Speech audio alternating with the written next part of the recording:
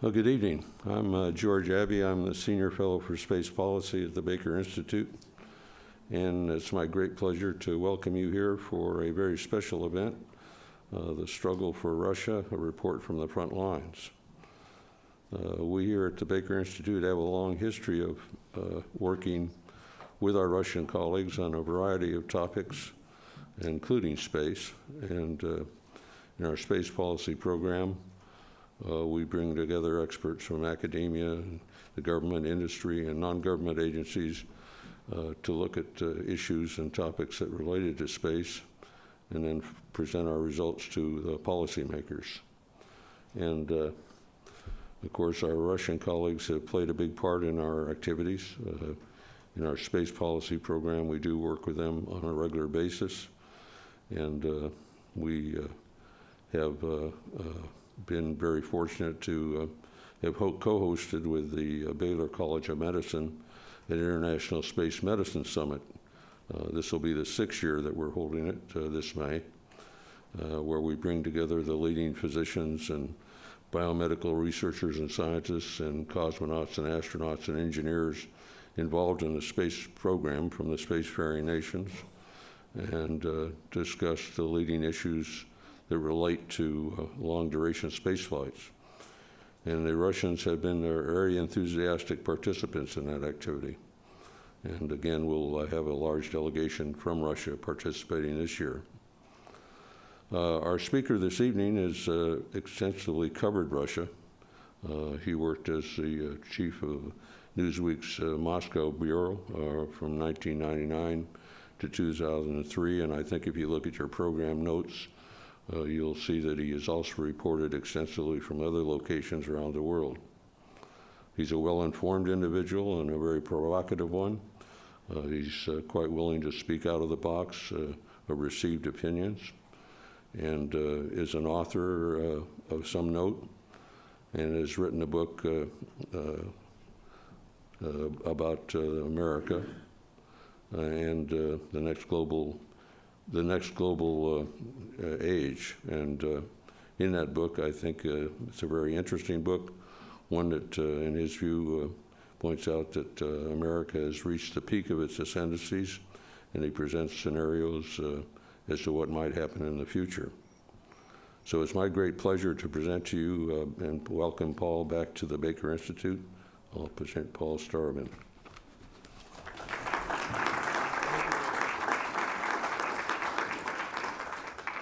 Thank you, George, for that. We were debating just a few minutes ago whether the traffic in Moscow can compete with the traffic in Houston, and I'm here to tell you that there's no comparison. Moscow, you've never seen anything like it. I mean, the traffic jams there can last, 4 or 5 hours just on a given weekday just to get to the airport, and in a way, it's a sign of where Russia is now. It's an immensely varied and different place than it was 21 years ago when the Soviet Union collapsed. Well, I'm glad to be back here, and I'm especially glad to be able to talk to you because I recently had the opportunity to visit Russia. I was there for about 10 days for the occasion of the presidential election, which, of course, returned or will return Vladimir Putin to the presidency, and he's been the ruler now of Russia really effectively since the end of 1999, and he's about to embark on another 6-year term. So a lot of things are now happening in Russia, and I think it's an interesting time to kind of assess and reassess where we are. The framework that I have for the talk this evening is the struggle for Russia. Maybe I should say struggles. I think that the way I would look at this is that there are sort of 3 levels or 3 dimensions to this struggle that are now going on, some more visible than others. First, there's a kind of a struggle or a contest over the personal qualities of Putin's rule in Russia. Is he a good leader? Is he a bad leader? Is he a good czar? Is he a bad czar? Is he a czar at all? Is he a mediocrity? Is he a genius? Is he corrupt, as his critics claim he is? That's one level of the struggle we're having there. A sort of underneath that, I think, in some ways is a kind of a deeper struggle and question, which is over the future of Russia's political system, which is to say, how open, how democratic will it be? And this is what makes Russia, in some ways, particularly interesting and ripe right now, because it's not really the kind of struggle that we would expect to see in a mature democracy like ours, and it's something that makes Russia right now distinctive. And the third dimension of this is a struggle over Russia's place in the world, its role in the world. Will it be with the West? Will it be more reliant on itself? Is it going to be a good actor or a bad actor? All of these things, I think, are now in play, and the stakes, I think matter. It's not just about the future of Russia, but it's the future of relations between Russia and the rest of the world, including Russia and America. So, first, let me just kind of elaborate on what I mean by this debate over Putin, because I think there's a lot of misconception, particularly in the West and in America, about the role that he has played in Russian politics. It has to be seen, first of all, that he came into office, he was appointed by Yeltsin at the end of 1999, in a very advantageous way in a political sense, because Yeltsin, even though, in this country he has tended to benefit from a kind of heroic image, that image we have of him back in, standing on the tanks back in August of 1991, opposing, this effort by the KGB-led coup plotters to keep the Soviet Union. There was Yeltsin heroically standing against that plot, but that was before he actually became president of the Russian Federation. And the 90s were a very difficult time in Russia. It was a very chaotic time. Yeltsin's experiments with bringing markets to Russia didn't always go well. He had a lot of physical problems. He was infirm. He was surrounded by sort of scheming people who seemed to take advantage of him and kind of take bites of the state, the oligarchs. He launched a war to try to subdue a rebellion in Chechnya, and that war did not end up going well, and it was very humiliating for a lot of Russians to watch. I mean, it's a very, very proud country which had an empire which in both its sort of white and red forms had been gathering strength for hundreds of years, and so it all seemed to be kind of going down the drain. So Putin sort of had the advantage of coming into that situation. Not much was known about him, but he was effectively promoted and advertised as kind of a strong man in traditional Russian terms, and it could have been almost anyone. I once wrote a piece, it was back in 2005, calling him the accidental autocrat, because it's not that this is somebody who I think grew up with a kind of Napoleonic complex. It was sort of thrust on him, but he did in ways that he was expected to at that time perform. I mean, he did cut the oligarchs down to size. If you remember, there was that was symbolized by the jailing of the oil baron Mikhail Sodokowski, who was his empire was ripped out of his hands, and he was carted off to a jail in remote Siberia, where one of the inmates slashed his face, and it was a symbol of a new day dawning in Russia. It was brutal, but it was also effective, and at the time it was even rather popular. Putin broke the back of the Chechen rebellion, again in a brutal fashion, but Chechnya is still part of the Russian Federation. They have not succeeded in breaking out. He lifted Russia out of the depths of the August 1998 financial crisis, when the ruble plunged in value against the dollar. He paid off the Soviet-era sovereign debts. And so he kind of made Russians, or at least many Russians, feel like they recovered a lost pride. Now, that's probably the way to characterize maybe the first 6 to 8 years of his rule. Now we're sort of seeing, I think, new attitudes forming about Putin, and it's sort of the reverse of, once we had the good czar, now do we have, the bad czar? Do we have a czar or a strong man who's essentially abusing, the faith, the trust of the people, in what is still in many respects a kind of patrimonial society where people kind of have these large expectations of the leader?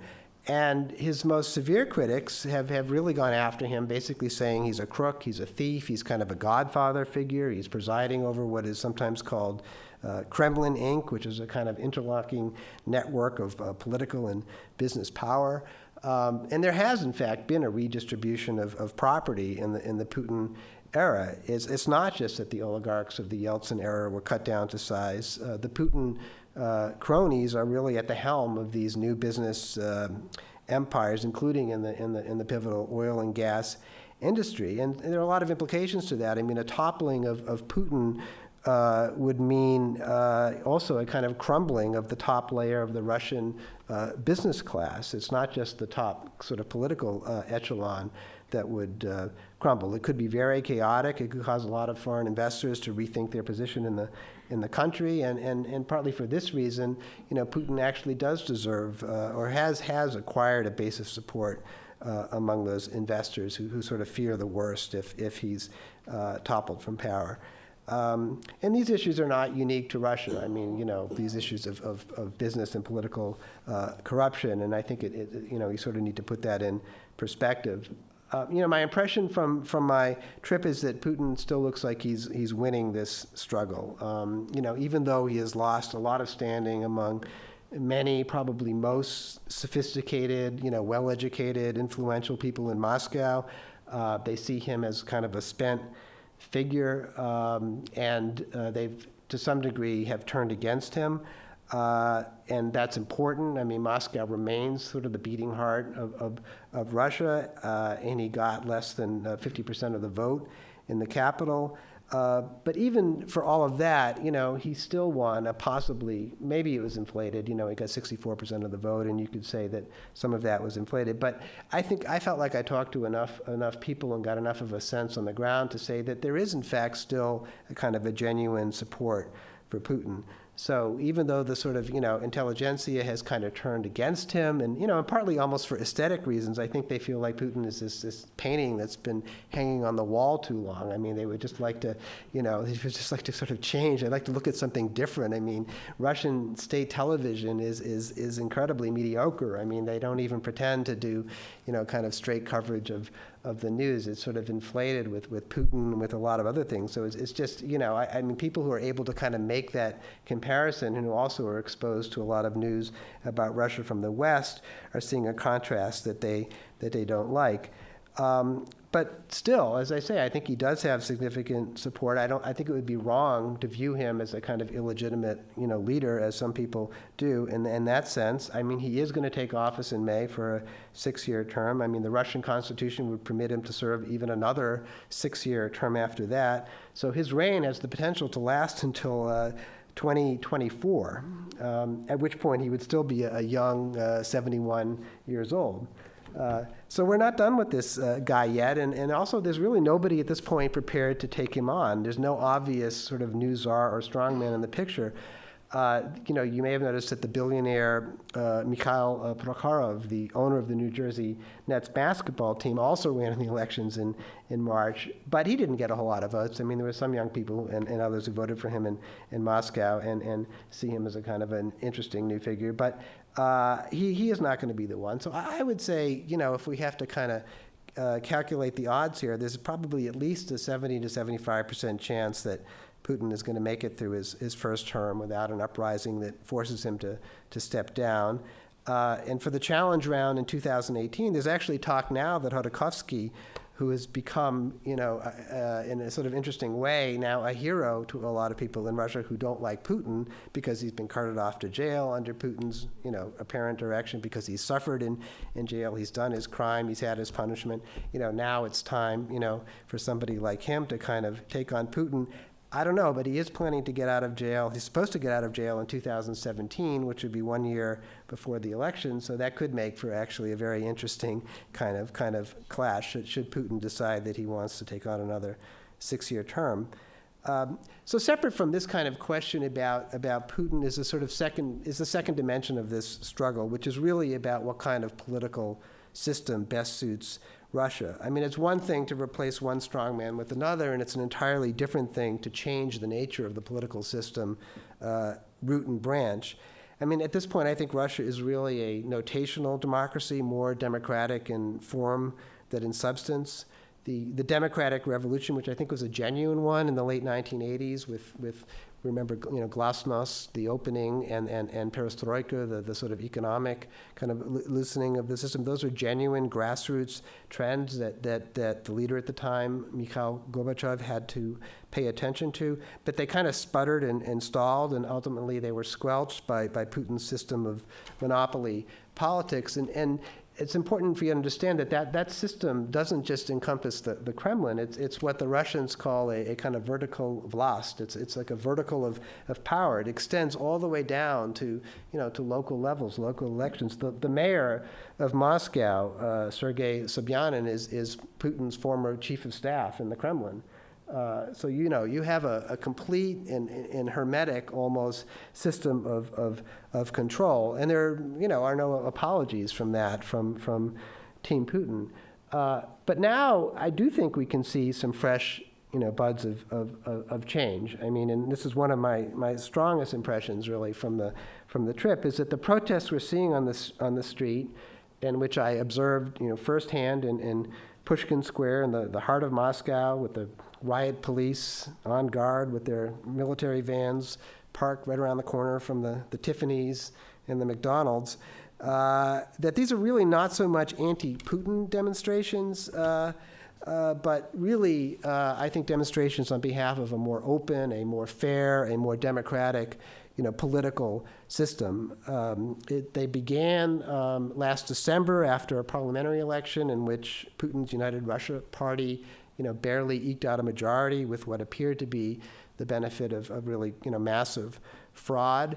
And so the push here, I think, is really for political liberalization. It's really not a call for a social revolution. It's not a call for sort of economic restructuring. It's kind of a classic middle-class demand for political pluralism. And in some ways, it's a testament that Russia does have this kind of a prosperity that it didn't have at the end of the Soviet Union, when people really were waiting in line for their their kielbasa and for their their slices of bread and milk and eggs and that kind of thing. That's not what's happening in Moscow now. You have people in their fur jackets and their fancy parkas and coming to these rallies and then going out and eating in the restaurants and this kind of thing. There's a very different tone and feel to these demonstrations. I haven't been in the Middle East, so lately I haven't firsthand observed, for example, what's happened in places like Cairo. But my sense is that what's happening in Russia is of a very different character of that, and it's worth keeping that in mind. I think we in the media particularly are tending to use the word spring, the Russian spring, the Arab spring, everyone's got a spring. Well, the spring in one country is not necessarily the spring in another country, and I think it's good to have a sense of the kind of historical, integrity to kind of these movements. Russia's having its own thing, which is a very Russian thing. And at some level, it's actually working, somewhat to my surprise. I think that these demonstrations have shaken up the Kremlin. We've now seen the Russian Duma, the parliament, approve a law that would make it easier for political parties to register to compete. There's also a promise now to elect regional governors who are now appointed by the Kremlin by popular ballot. And these would be important steps, and they would hold the promise of making political power in Russia less concentrated in form, less concentrated at the top, and make Russia more like a European-style, parliamentary democracy.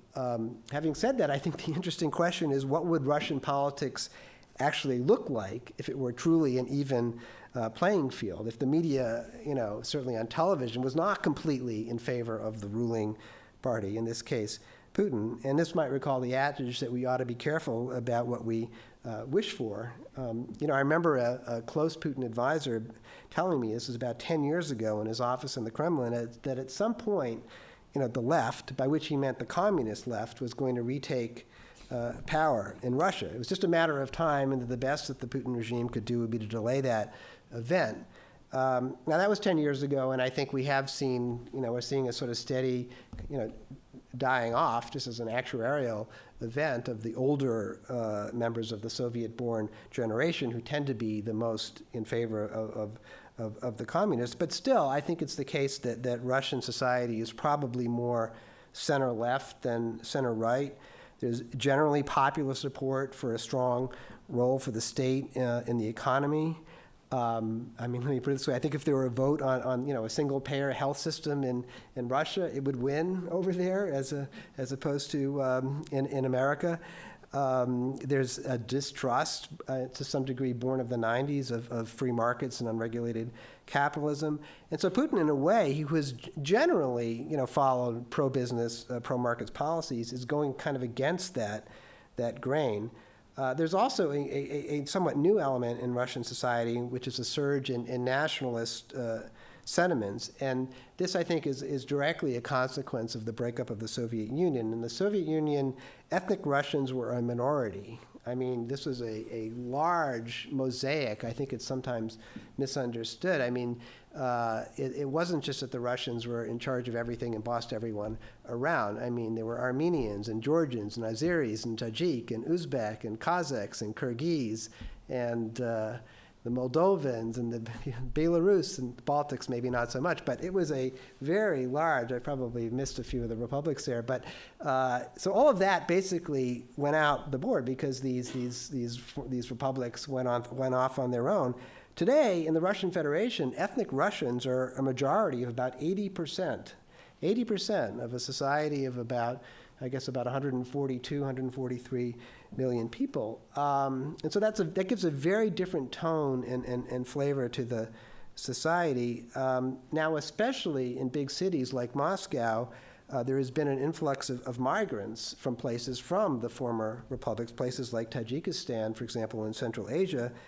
And that has provoked a kind of a backlash. And there are fears, it's not so much that there are fears that jobs are being taken away, because in fact, the migrants are often filling fairly low-level, low-paying, low-status jobs, but the sort of the character of the streets and the neighborhoods and the incredibly crowded metro trains are being changed, and they're becoming, sort of less Russian in a way that's not always easy to define, but is felt, I think, by the people. And so we've seen this slogan now of, Russia for the Russians. That is becoming a popular one, and I think it's sort of a dangerous and it's a worrisome trend. For one thing, there are plenty of, there are, 20% of the country is non-ethnically Russian, but they're Russian citizens.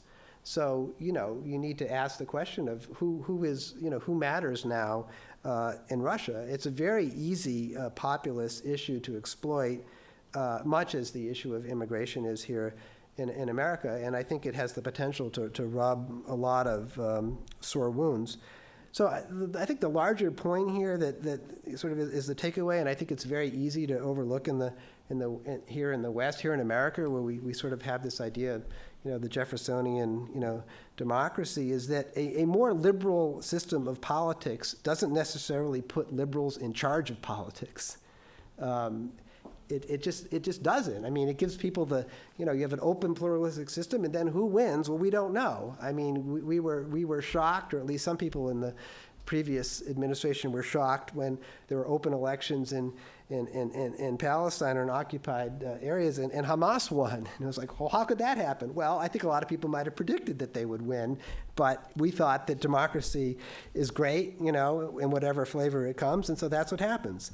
In Egypt now, we're seeing that a more democratic country, post-Mubarak, is taking a decidedly more, Islamist turn. And so we should stop being surprised by these things. A more democratic Russia is probably going to have some illiberal elements that play to these kind of nationalistic, chauvinistic attitudes, and the communists will probably do fairly well.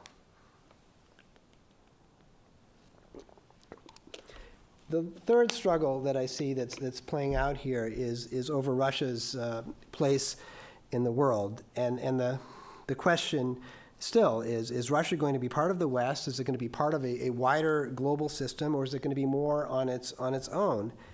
And even to ask that question is, I think, now kind of a source of geopolitical exhaustion in the capitals of the West. I mean, if you're like me, we've been going to these sort of seminars for the last 15 or so years. It seems like this is always the question that's being asked about Russia, and and you kind of feel like, why isn't there some finality here? Why can't they just make up their minds? I mean, in or out, with us, against us. I mean, what's it going to be?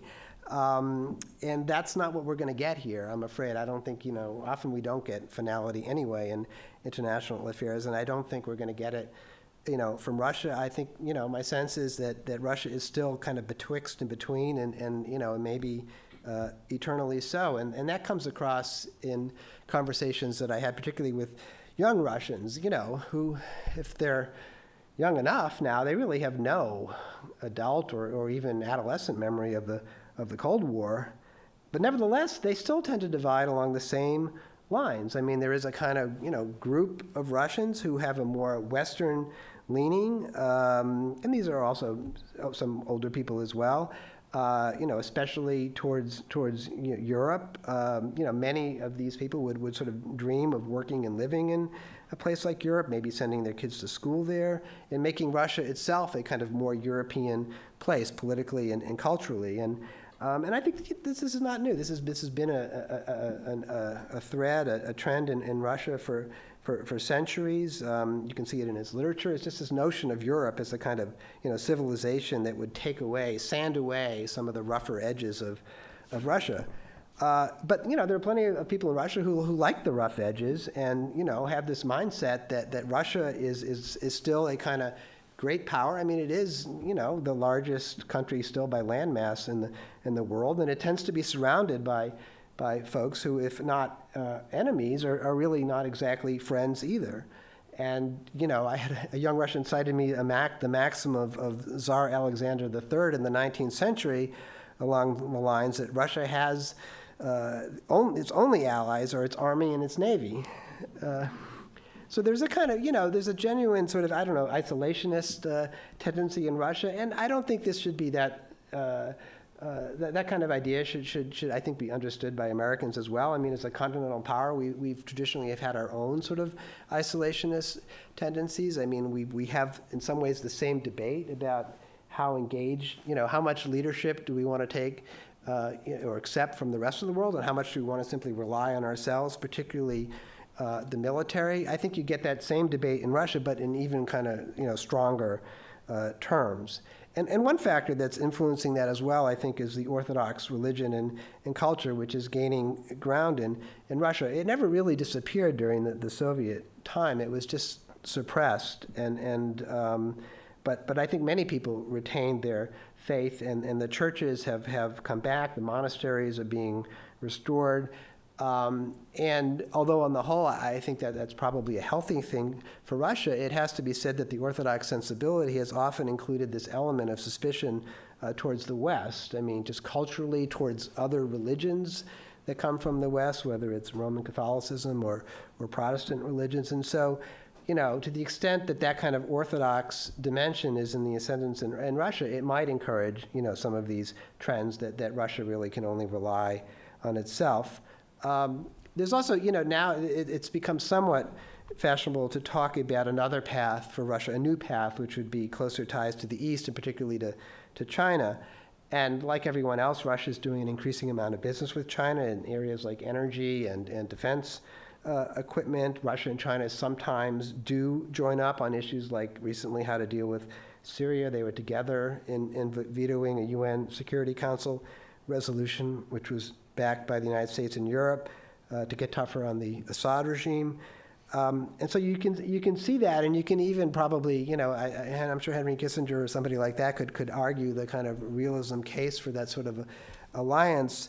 But I don't really see it. I think it's more of an occasional alliance of convenience and not an enduring strategic partnership. I mean, particularly because, the Russians, I think, see themselves as having very little in common culturally with the Chinese. I think they also worry just about the sheer imbalance of numbers. I mean, you have 142 million Russians, and in the Russia Far East, which is one of the largest sections of the country, it's probably down to 7 or 8 million. Across the border, you've got, a billion plus, Chinese, and you also have sections of Russia in the Far East, which used to be part of the Chinese empire. And what you're now seeing is a lot of sort of migration, legal, illegal, of the Chinese back over the Amur River by the border there because they want arable land and potable water. They want to grow their melons and all that kind of stuff. And so I think the Russians are concerned that the Chinese are basically going to take a big bite out of their country. So I don't know. So I don't have great hopes for the Russia-China, alliance in the 21st century. What does this all add up to in terms of the sort of the future of, where Russia is going and how we in America should look at Russia? Why do these struggles really matter? Well, I think one reason they matter is because they force us to ask hard questions that, at least to me, are not, obvious. For example, vopros, as the Russians would say, is it in the United States' interests for Putin to be the leader of Russia for the next 12 years? I mean, is that in our national interest? Should the United States, if it's not in our national interest, undertake policies that undermine him? I think that's a debate. I met when I was in Russia with the new ambassador, U.S. ambassador to Russia, Michael McFaul, but his commanders in the State Department issued an edict that the conversation was, off the record. So as a journalist, I actually hate that kind of thing, but I have to sort of swear by it. But I think what I can say is it is a debate. I don't think that Washington at this point really knows how it wants to or how it will handle Putin in a new reign of Putin. And he can be kind of nasty with his rhetoric. I mean, he does, for example, play the anti-American card when it suits him. And that's a card that still has resonance in Russia for what we talked about earlier with the sort of rise in these sort of nationalist sentiments and so forth, the kind of isolationist segment of the country. And so there's an element there for kind of, for Putin to score what I would regard as, fairly cheap propaganda points. But I would say my take is really that his bark is actually worse than his bite. And when it comes to foreign affairs, he's somewhat of a realist, a pragmatist. And the best evidence for that probably is the cooperation he's extended America and NATO in the prosecution of their campaigns in Afghanistan, including, against his own hardliners in his camp, acquiescing to U.S. military bases in former Soviet Central Asia. And although he has been truculent on Syria, Russia has backed the tougher line pushed by America and the West on sanctions on Iran over its nuclear program. And yeah, he opposed the U.S. war in Iraq, but so did France and Germany. So I don't really believe that he believes that the United States is a mortal enemy of Russia. And having said that, I do think he's kind of a nasty guy, and so you can see that it would be tempting to sort of think about what you could do to undermine him. The problem I have is that I think the Russians are just acutely aware that we might think that way, and I think that they are very good chess players, and I think they understand that if we're going to make a move like that, then they'll make their counter moves, and I just don't think we're going to win that game. I think that that Putin will time and again use any evidence that America is meddling in Russia in that kind of way, financing so-called pro-democracy groups or whatever whatever means we choose to meddle. I think that'll just he'll be able to kind of turn that against us. So I think the bad news there, I suppose, is that probably there's not a lot we can do about affecting those kind of eternal, dynamics in Russia. Maybe some things at the margin, but not a whole lot. But where I feel more hopeful about this is that I don't think that the issues that really divide the Russians and the Americans are that great. I mean, the most sensitive bilateral issue right now in U.S.-Russia relations is missile defense. America wants to build a missile defense system in Europe as a shield to protect against a possible Iranian missile attack over there. The Russians worry that a missile defense system in Europe could neutralize their own deterrent nuclear strike capability and then make them subject to military domination by America. This is the kind of thing the Russians worry about, and it's really not surprising that they worry about it. I mean, they're the world's second oldest nuclear power. They've always placed a kind of existential value on their first strike capability. But it's not an unsolvable problem. I mean, the Russians are asking for an explicit U.S. guarantee that there's no intention to use missile defense to target Russia's nuclear capability. Washington's hesitant to deliver that guarantee so as not to appear to be bowing to Moscow's demands in an election year. That was probably more or less what Obama was whispering to President Medvedev the other day when they caught that on an open mic, at the meeting in Seoul. So I would say look for the resolution after the November election, should Obama be reelected. Now, if he's not reelected and President Mitt Romney has to deal with this issue, then I suppose it could be rather interesting. I mean, the other day on CNN, Romney called Russia, quote, "without question, our number one geopolitical foe." Without question, number one. So I don't think it will surprise you at this point in my talk to say that I find that a difficult assertion to support. Not when America has to be concerned about Iran, about militants from Al-Qaeda, about other groups who, actively seek to attack Americans. And Russia is they're not attacking us in those terms. And so I think, we might want to worry more about even, although China I wouldn't say is our enemy either, but just about the future of that relationship. So, I was reading on the plane over here an article about the Robert Caro's new installment of his book about Lyndon Baines Johnson, and it was all about the day, November 22nd, 1963, when Jack Kennedy was shot. And the first thing that occurred to the national security team in Washington on that day, when that plot was known, was what are the Russians going to do? What are they going to do? Are they going to try to take over Berlin? Are they going to make a move here? Are they going to make a move there?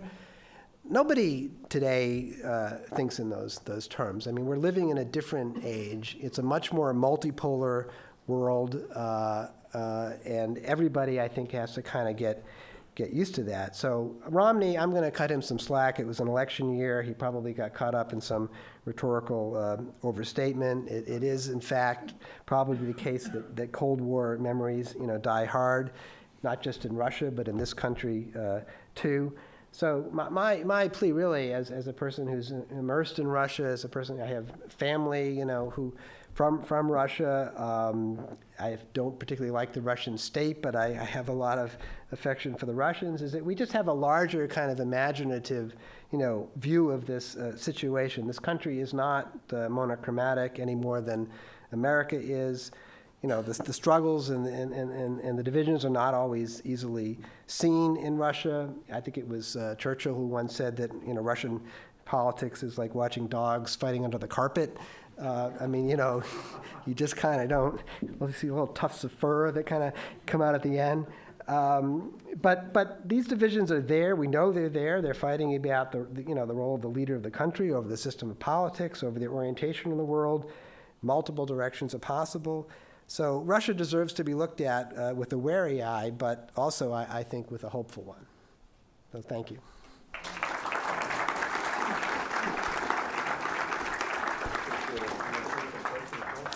Sure, I'll take questions. To address the third point of where Russia stands right now, given that it takes approximately $90 per barrel to maintain current government spending, and also the fact that Russia is the only Security Council member that's a major oil exporter, is it not in their interest to really continue and be a resistance to global stability in some point of view? Well, I see your point. I think there might be some people who think that way, but I also think that they have a larger sense of their interests as well, and they know that even though they're exporting a lot of oil, that they can't necessarily dictate, or they can't really dictate the global price of oil. And so I think that the wiser minds in Russia are kind of, they sort of mark out their budgets, say, okay, if the price of oil is X, then we can do this. If the price of oil is this much below X, then we're not going to be able to do this. So I think it's more like, I think they have in that sense right now, kind of a fortunate situation, but I also think there's some sense that it may not last a long time. One of the interesting things in Russia is that, they are trying to develop a more, George and I were talking about this before, kind of a Silicon Valley type, technology industry there, and they've even gotten, Google and MIT, and a lot of folks have kind of signed on to this. I'm pretty skeptical about whether it will work, but it does show kind of a consciousness that to become, more of a modern country and economy, they can't just be, based on extraction of natural resources. Given the system that Putin grew up in, I was somewhat surprised he let Sodokowski live.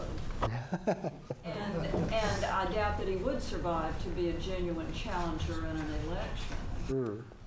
Do you have any better educated thoughts on that?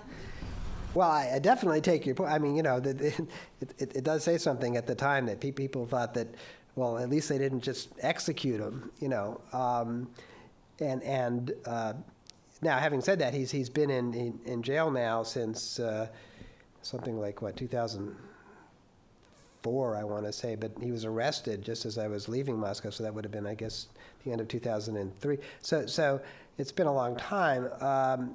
But it's the Russian people. It's very difficult to resist. I mean, if he develops a very strong, following at the grassroots level, I think it will be hard, for the regime just to basically keep him there forever.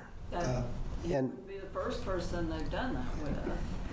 Right, but I do think that it's not the Soviet Union, and I think that large demonstrations on the street are threatening to the regime, and so I think they're playing a somewhat more, calculated game of, if it's only a game, to try to appease, popular opinion. But they clearly are were prepared to deal with them in a very harsh way, and they have. Yes. I just have a more general question about your time as a journalist in Russia. We hear horror stories of journalists in countries without full freedom of the press all the time, like Sodokowski comes to mind. I was wondering what your experience My own personal experience? I had no difficulties, at least not any that were particularly known to me, working with, reporting on the government and on, the Kremlin.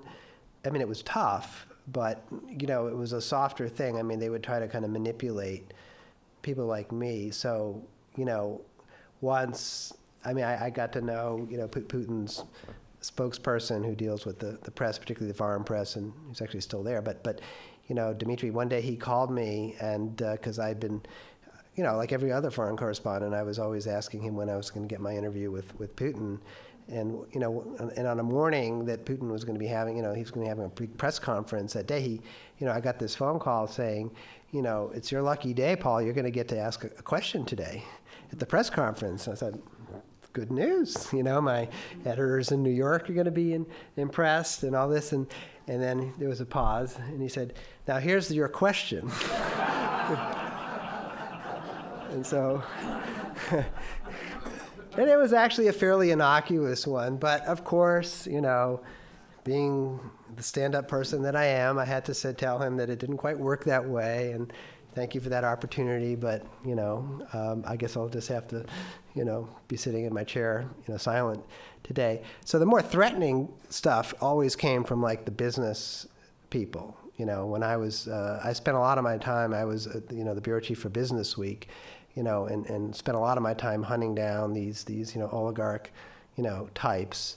Some of whom were basically gangsters. And so one guy, I could just never tell, sometimes you get these like phone calls and things, you're not quite sure what to make of them. And one evening, the gangster invited me over to his house, I was finally going to get to meet him. And so, all right, this could be interesting. And so, he lived in this huge, he was a member of the parliament, by the way. He lived in this huge, and he was making illegal, he was basically counterfeiting, insulin in a very cheap way that was making, children and other people sick. So I felt this guy was really basically like the scum of the earth. So I get over there, we do the compound, and then, he wants to treat me to, dinner. I mean, where he points out, he claimed he had a genuine Rodin, the Kiss sculpture, which he said he had been bought from some, it was basically ripped off Nazi, war trophy art or something like that. I mean, he starts pointing out all these things that are in his, in his house. He shows me his car collection with the armor-plated, cars that he has, and he shows me his trophy wife and his trophy kids and trophy tennis court. And finally, he says, well, you want to see my equipment? And I said, okay, let's see your equipment. So he shows me the machines that he's, using to, make these counterfeit drugs. And now I'm thinking I did have my assistant with me, are we going to be, is my wife going to see me this evening?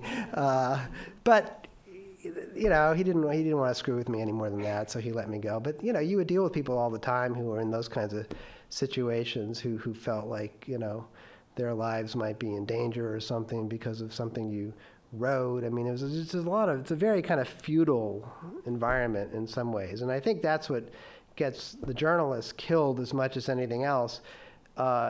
It's not only because somebody is in Putin's disfavor or something like that. I mean, I'm not saying that doesn't happen. It's possible, but more of it is kind of like business turf struggles that journalists kind of somehow get in the middle of. You did several profile pieces on Putin for the Atlantic in the 2004-2005 time. Mm-hmm. Do you have any updates on him relative to those pieces for the Atlantic? They're great pieces. Well, thank you. No, I haven't done any kind of full-length profile of him since then. I mean, and I think that it was a while ago, but my take on him hasn't really changed a whole lot. But it's difficult because he is a former KGB guy, and you just don't know what you're getting exactly, and you know what he's showing, but you don't know necessarily know what's behind it. So but I don't know that I have anything. I can't point to anything that I've written since then that would greatly kind of elaborate on the, what I developed back then. Why is Sodokowski in jail and Pokrovsky, if that's his name, not?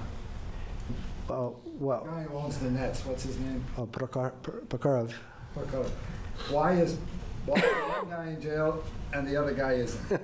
Well, that's a tough question. I mean, I think, why is Sodokowski in jail? I mean, there are different theories about that. I mean, one is that he was meddling in Russian politics, which was Just ran for president. but this was when Putin was just coming into power. So he was basically building his own power base, supposedly in Russian politics, and he was. Well, I think he did one thing that which I'm sure pissed Putin off. He was in a meeting with other people, and they were talking about the issue of corruption in Russia, and he said that Sodokowski said to Putin, you ought to look at corruption in the state too, and I don't think Putin liked to hear that. So he decided that he was going to make an example out of the guy. So I think that point is that I think the timing of that particular situation was very important in terms of why was Sodokowski arrested, because somebody had to be arrested, somebody had to be brought down, somebody had to be made a point of. The situation now with Prokhorov is very different because, he is not seen as a threat by the Kremlin. In fact, there are people, it's difficult, this is sort of the dogs fighting under the carpet, but a lot of people in Moscow feel that Putin, the Kremlin recruited Prokhorov, as a kind of, guy to kind of siphon off some of the, they just made a handshake under the table that, all right, I'll go ahead and do this. Now, I don't know that necessarily subscribe to that, but but he's not seen as a threat in the same way. But my theory also is that any of these oligarchs could have been, they all could have been arrested because they were all in some ways, guilty of things according to like, various aspects of the law at that time. Probably, in terms of like taxes and stuff like that. So, but what they got Al Capone on tax evasion too, right? So it's sort of like that. Do you see gradual change away from this convenience of illegal activities versus more accepted standards as time goes on, or is it going to stay the same? Or? Well, it's interesting. I mean, it's a difficult thing to assess. I think, what I'm told by people who are active in business is that, and this is partly a consequence of the wealth that is accumulated in Russia, that if you have a business and you're not doing, let's say your turnover, your sales are really not much more than like $1 million or something in a year, they're going to leave you alone. It's just, you're not big enough for, whoever they is, to kind of screw around with. But if you get to the $1 billion stage, then you're going to have issues. And, it still is a system in which I think political power and money power are in some ways joined. And so anybody who is wealthy and is in Russia and doing business in Russia has probably got some form of protection that, he has, purchased in some way. And I think, that probably goes for just about everyone. But again, how much does that distinguish Russia from some, many other countries in the world? Russia gets picked, they have it tends to look worse, I think, but I think it exists elsewhere too. Yes, sir. What is the current status of the Yukos assets? Well, the Yukos assets. What happened was the best asset, which was an oil company, a subsidiary called Neftejugansk, which was taken over by what is now the state-owned and controlled Rosneft company, is the main thing that happened with the Yukos asset. It happened in an extremely convoluted way. There was supposedly an auction for this asset, which was taken from Sodokowski and Yukos because of forfeiture of taxes and things like that, and there was a mystery bidder that nobody ever heard of who won the bidding, who it turned out basically was backed by the Kremlin, who ended up taking over the property. And so there's been a lot of litigation about this, and there are still plenty of people who believe that Rosneft is basically illegally seized the property. But Rosneft is now one of Russia's biggest oil companies and operates in the world. In fact, they signed some sort of a deal with Shell. yeah, was it Shell? Where's Exxon? Yeah, I mean, so basically, they got away with it. That's sort of what I would say. More dogs fighting under the road. Yeah, I think it was part of that redistribution of property, which I think was a conscious aim and purpose of Putin and his team to begin with, which is sometimes neglected. I think it wasn't just about political power; it was about control of some of these, the commanding heights of the economy. I mean, it's well documented that there are a lot of people around Putin who are rich. How rich Putin is a difficult question to answer. I wonder if you could comment on the Sergei Magnitsky case. Magnitsky, yes. And also, kind of related, the status of private property ownership. Mm-hmm. Well, I think the private property ownership, to take the last part of that, is not so much of a problem as long as you're not really wealthy. I mean, there are people who are, Moscow is booming. I mean, there are people who have, they're building homes, they're remodeling them. It's not that easy to get credit, but I think I get the sense that people generally feel that their property rights are respected. I mean, sort of ordinary people. And it used to be the case, I mean, when the banks failed in August 1998, most Russians, there was no, wide deposit insurance. I mean, people, they lost their life savings, and that's not the case now. I mean, there are foreign banks in Moscow and so forth. So, I get the sense that people are feeling relatively secure there.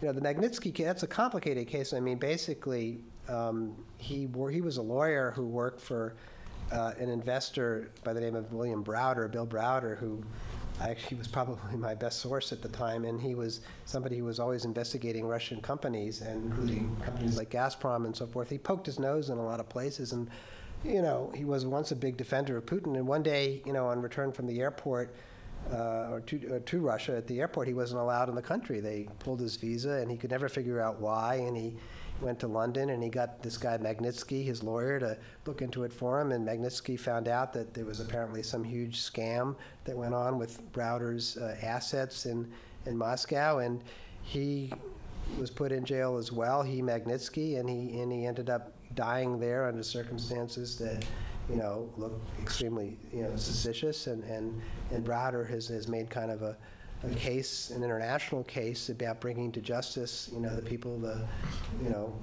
killers of Magnitsky, and in fact has succeeded in developing a list of people, of suspects he thinks who were behind it in the Russian government, whose visas they're denied to places like America. So he's making a big stink about this in America and in Europe.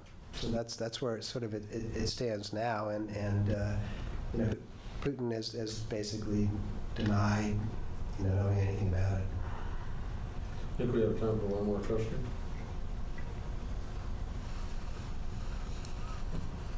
There are no satisfying.